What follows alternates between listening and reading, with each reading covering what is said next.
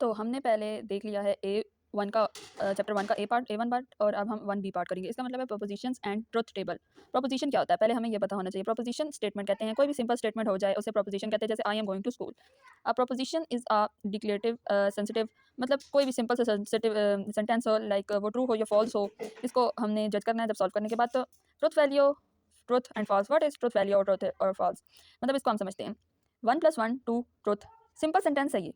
9 is greater 9 is greater than 6, 9 greater होता है 6 से, जबकि यहाँ बात की गई है 9 लेस है 6 से, तो ये फॉल्स है।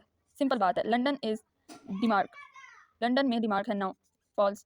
Paris is a France, Paris France है, बिल्कुल दुरुस्त, ये ट्रू हो जाएगी। वेयर आर यू गोइंग, सबसे इंपॉर्टेंट चीज़, सिंपल सेंटेंस तो हमारे पास जो है ये हमारे स्टेटमेंट्स हो गई है, प्रोपोजिशंस हो गई है, पर जो हमारे पास क्वेश्चंस की फॉर्म में होगा या कंपाउंड टाइप की होती है। पहले हम क्वेश्चन को देख लेते हैं। Where are you going question है, तो ये हमारे पास सिंपल सेंटेंस नहीं है, ये क्वेश्चन हो रहा है। Compound sentence, yes sit down, sit down भी हमारे पास प्रोपोजिशन में नहीं आता, ठीक है।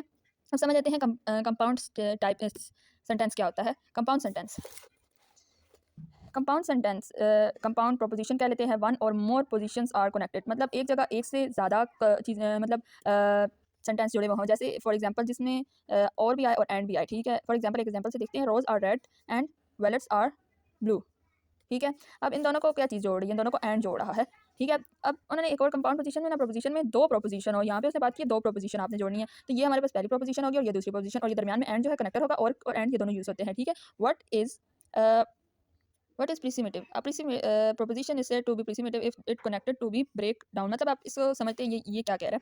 ये कह रहा है कि आपके पास एक सेंटेंस हो सिंपल, रोज़ आर रेड ले लेते हैं, इसको तोड़ा जा सकता है नहीं, अनब्रोकेबल, मतलब इसका ये मतलब है कि वो सेंटेंस इसको तोड़ा ना जा सकता हो, उसको कहते हैं प्रीसिमेटिव। बेसिक लॉजिक ऑपरेशन देख लेते हैं कौन से होते हैं। बेसिक लॉजिक ऑपरेशन 3 तरह के होते हैं।